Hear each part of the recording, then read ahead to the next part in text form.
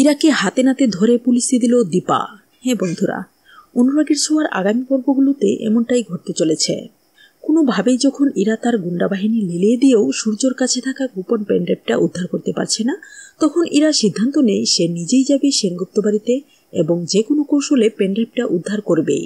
ইরার ধারণা, সূর্য যেহেতু কাউকে চিনতে পারছে না, তাই স্ত্রীর পরিচয়ে সেনগুপ্ত বাড়িতে স্ত্রীর অধিকার নিয়ে যেতে তার কোনো বাধা নেই। এদিকে একটি অনুষ্ঠানে সূর্য যখন দীপার বাধা সত্ত্বেও তাকে সিঁদুর পরাতে যাবে, ঠিক তখন ইরা এসে হাজির হয়ে বলে, স্যার, আপনার স্ত্রী ইরা এখনো বেঁচে আছে, আর আপনি কিনা অন্য কাউকে সিঁদুর পরাতে যাচ্ছেন।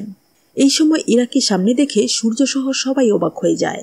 ইরার সাথে তার শেষ মুহূর্তের ভয়ানক স্মৃতিগুলি অস্পষ্টভাবে মনে পড়তেই সূর্য ভীষণ ভয় পেয়ে যায়। সূর্য যখন ইরাকে চলে যেতে বলে, তখন ইরা বলে, আমাকে চিনতে পারছেন না স্যার, আমি আপনার ওয়াইফ। ইরা মিথ্যা অভিনয় করে বলে, আপনার এই অবস্থা হলো কি করে? আমি তো কিছুই বুঝতে পারছি না। অন্যদিকে সবাই ইরার কাছে জানতে চায় সে এতদিন কোথায় ছিল, সূর্যর এই অবস্থা কেমন করে হলো।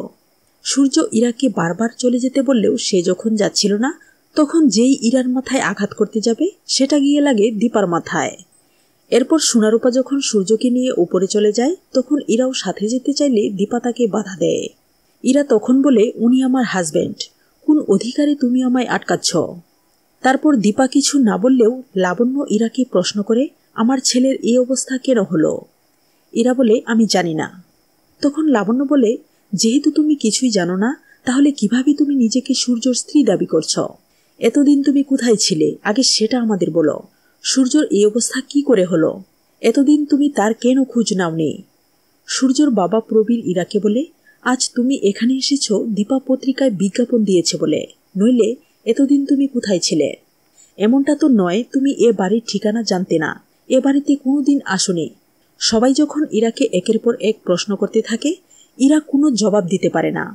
ইরা শুধু বলে, আমি তো কোনো অধিকার চাইতে আসিনি, আর চাইবই বা কেন? এই অধিকার তো আমারই। লাবণ্য ইরার এই কথা শুনে চরম ক্ষেপে যায়। জয় এবং উর্মি যখন ইরাকে টেনে বের করে দিতে চায়, তখন ইরা দীপাকে অনুরোধ করে তাদের বোঝানোর জন্য। দীপা সবাইকে বলে, ইরা ডাক্তারবাবুর স্ত্রী, এটা আমরা সবাই জানি, কিন্তু আসল ঘটনাটা আমরা কেউ জানি না।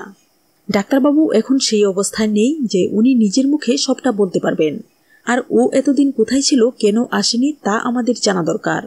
ডাক্তারবাবু তো একদিন সুস্থ হবেনি, তখন আপনারা তাকে কি জবাব দেবেন?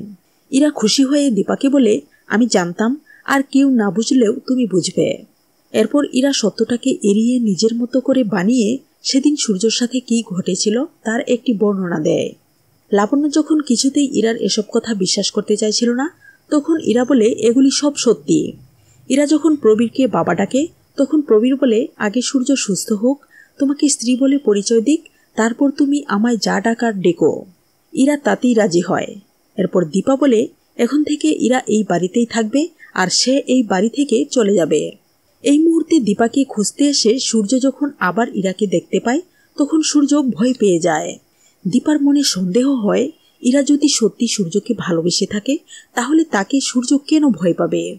উর্মি যখন বলে এই অবস্থায় সূর্যকে ফেলে যাওয়া তার ঠিক হবে কিনা, তখন দীপা বলে, না, আমি যাব না। ডাক্তারবাবু যাকে ভয় পায় তার কাছে সে তাকে একা রেখে যাবে না। এটা শুনে ইরা কিছুটা অবাক হয়। সূর্য যখন রাতে ঘুমিয়ে পড়ে, তখন ইরা কৌশলে দীপাকে রুম থেকে বের করে দিয়ে সারা ঘর তন্ন করে পেনড্রাইভটা খুঁজতে থাকে। কিন্তু কিছুতেই সে যখন পেনড্রাইভটা পায় না, তখন সে বাড়ির লোকদের পরামর্শ দেয় সূর্য যে হাসপাতালে কাজ করত সেখানে গেলে হয়তোবা তার স্মৃতিশক্তি ফিরতে পারে। হাসপাতালে যাওয়ার পর ইরা যখন কৌশলে সূর্যর চেম্বারে ঢুকে তার টেবিলের ড্রয়ার খুলে এখানে পেনড্রাইভটা আছে কিনা দেখতে যাবে, ঠিক এই মুহূর্তে ভিক্টর তার হাতটা ধরে ফেলে। আর ইরাকে খুঁজতে খুঁজতে দীপাও এই রুমে এসে হাজির হয়ে যায়। এভাবেই মুখোশ খুলে যায় ইরার। তো বন্ধুরা, তোমরা তো এটাই চাও, এভাবেই যেন ইরা সব চক্রান্ত ফাঁস হয়ে যাওয়ার পর এর সাথে যারা জড়িত সবাই ধরা পড়ে যায়।